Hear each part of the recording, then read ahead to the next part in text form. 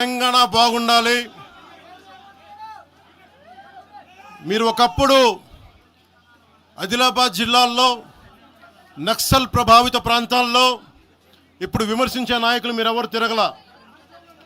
మీ సౌకర్యాల నుంచి మీరు ఎప్పుడు బయటపడలా. ఆదిలాబాద్ తాండాల్లో గోండు తాండాల్లో వెళ్ళి తిరిగిన వాళ్ళం, నిలబడ్డ వాళ్ళం. అవసరమైతే గెలుస్తామో లేదో తెలియని పరిస్థితుల్లో కూడా ప్రజలకి దాహం తీర్చడానికి బోర్లు వేయించి ఆ రోజు ఓట్లు పడతాయనో, తెలంగాణ కూర్చోబెడితే తెలంగాణలో జనసేన పార్టీ ఉంటుందనో కాదు. మాకు ఇష్టం, నా ప్రేమ నా తెలంగాణ మీద.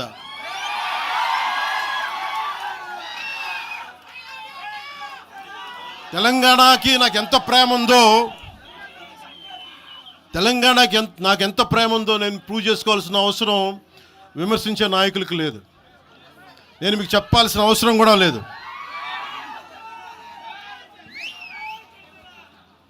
తెలంగాణ విభజనకి జనసేన వ్యతిరేకం అని మాట్లాడుతూ ఉన్నారు.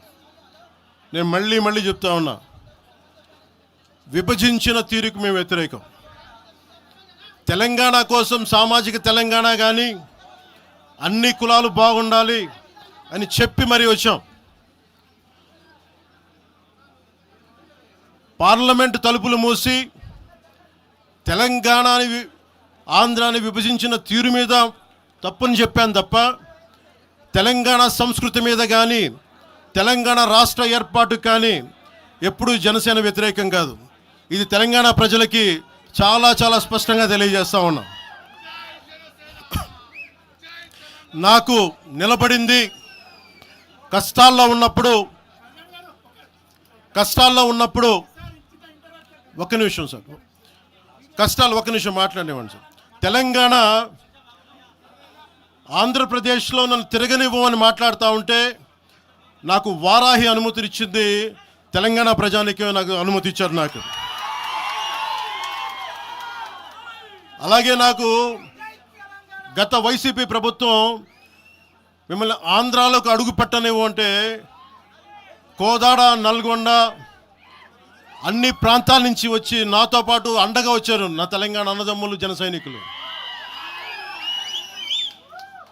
నేను చాలాసార్లు మా నాయకులందరినీ అడగండి, మనం పార్టీని ఇక్కడ బలపెడదాం అంటే నేను ఒకటే చెప్పా, తెలంగాణ వచ్చిన ఈ సందర్భంలో మనం కూర్చోబెట్టి మాట్లాడితే ముందు అది వేరేగా వెళ్తుంది. తిరగండి, జనసేన ఆశయాలను తీసుకెళ్ళండి, ఆ రోజు సంగతి చూద్దాం. ప్రజలు కోరుకున్న మీద చూద్దాం తప్ప నాకేమి ఇక్కడ కూర్చొని ఆంధ్రప్రదేశ్లోనే అధికారం కోరుకునేవాడిని, తెలంగాణలో నేనే అధికారం కోరుకుంటాను, ఒక మార్పు తప్ప.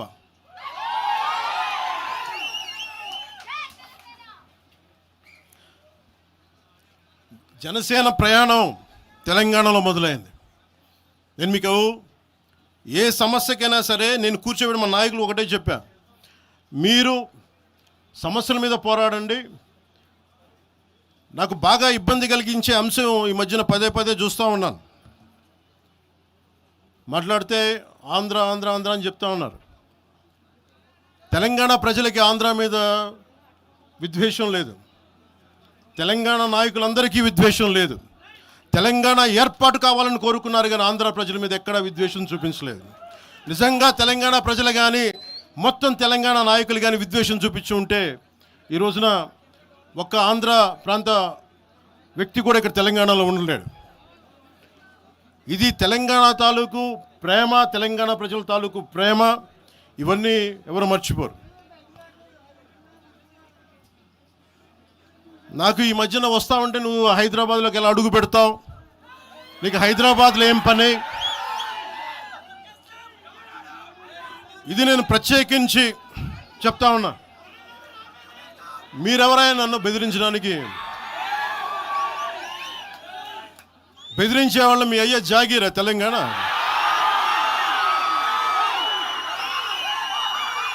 నా మీద దాడులు చేస్తా ఉన్నారు కదా.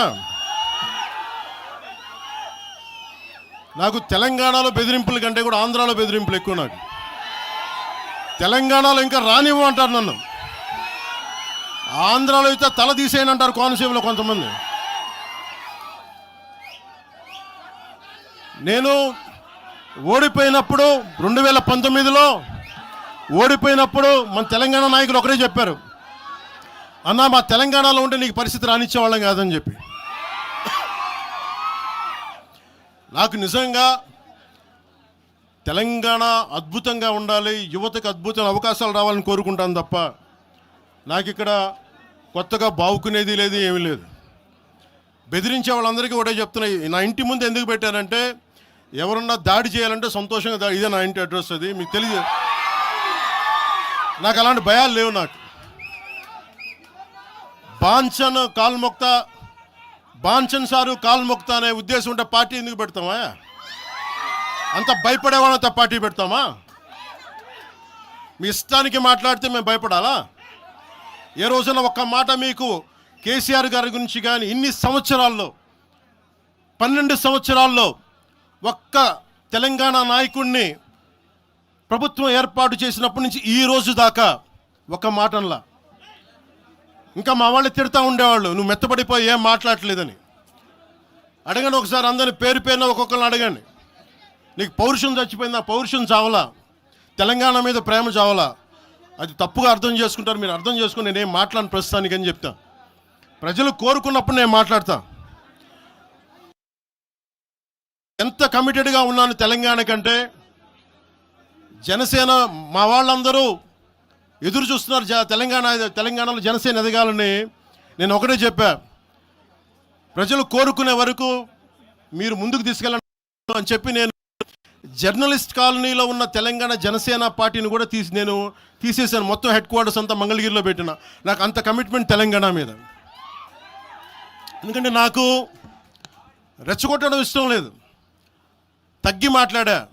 మీరు ఎన్ని హింసించినా, మీరు ఎన్ని మాటలు మాట్లాడినా, ఆంధ్ర కొడకని తిట్టినా, అరే నా గుండెల్లో తెలంగాణ ఉంది, మీరు ఎన్ని తిట్టినా నేనేం పట్టించుకోను. వైసీపీ నాయకులు, క్రిమినల్ గ్యాంగ్స్ చాలాసార్లు నాకు బెదిరింపులు ఇచ్చినాయి. దానికి మించిన బెదిరింపులు నిజంగా నాకు తెలంగాణ నాయకులు. వైసీపీ గుండాలు ఇచ్చిన బెదిరింపుల కంటే కూడా, చంపేస్తామని బెదిరింపుల కంటే కూడా నాకు తెలంగాణ ఎప్పుడు ఇవ్వలే. అసలు ఈ గొడవ అంతా ఎందుకు స్టార్ట్ అయింది? ఈ గొడవ అంతా ఎక్కడ స్టార్ట్ అయింది?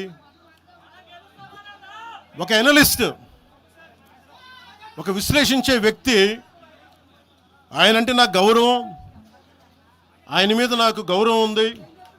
ఆయన తీసుకుపోయి ఓ మీడియాలో మాట్లాడతా అమిత్ షా గారి గురించి మాట్లాడారు. అమిత్ షా గారు నేను మాట్లాడుకున్నామంటే ఆయన విన్నారంటే, ఆయన కూర్చొని తప్పుడు మాటలు మాట్లాడితే దాన్ని ఖండించే. నా మీద మనకు మాట అంటే మన జన సైనికులు ప్రతి చోట ఏదో కూర్చొని ఒక కేసులు పెట్టారు కూడా నాకు తెలియదు.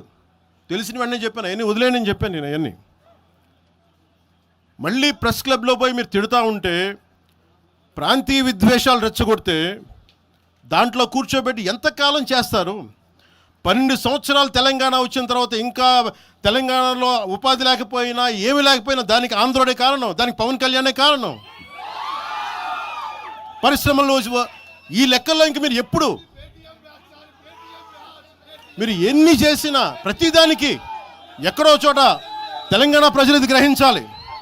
ఉద్యోగాలు రాకపోయినా, ఉపాధాలు రాకపోయినా ప్రతిదానికి ఆంధ్రోడు కారణం అంటే, ఆంధ్ర ప్రజలు నిజంగా ఎందుకు వస్తారు ఇక్కడికి? తెలుగు చిత్ర పరిశ్రమ ఎందుకు వచ్చింది? ఎక్కడో మద్రాసులో ఉండే తెలుగు చిత్ర పరిశ్రమ ఇక్కడ రావడానికి కారణం తెలంగాణ ప్రత్యేక రాష్ట్రం కావాలని కోరుకున్న నాయకులు చెన్నారెడ్డి గారు తీసుకొచ్చారు ఇక్కడికి. ఆయన తీసుకొచ్చారు ఇక్కడికి. 50 సంవత్సరాలు కలిసి ఉన్న రాజధాని ఇక్కడ సడన్గా పోయి మీరు ఇక్కడ రాకూడదు అని కొంతమంది నాయకులు, తెలంగాణ ప్రజలు వేరు. నేను మొదటి రోజు నుంచి చెప్తా ఉన్నా, పాలకులు వేరు, ప్రజలు వేరు. తెలంగాణకి అన్యాయం చేసిన పాలకుల్ని, దాంట్లో పవన్ కళ్యాణ్ కూడా, వాడిని కూడా ఉరిదీసాను పర్లా.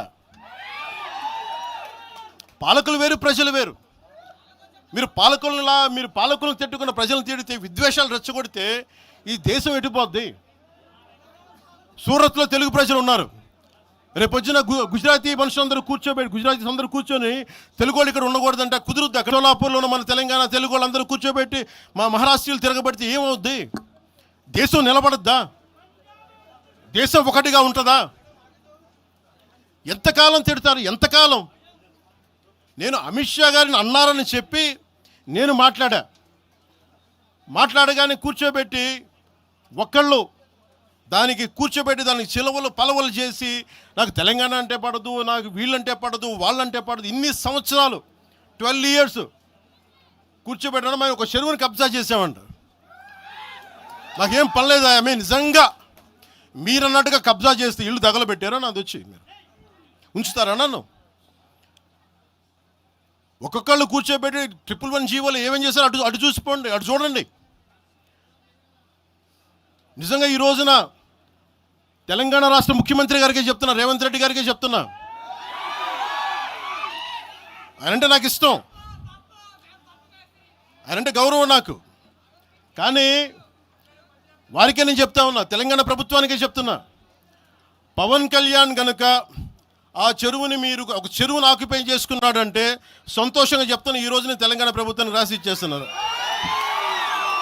అలాగే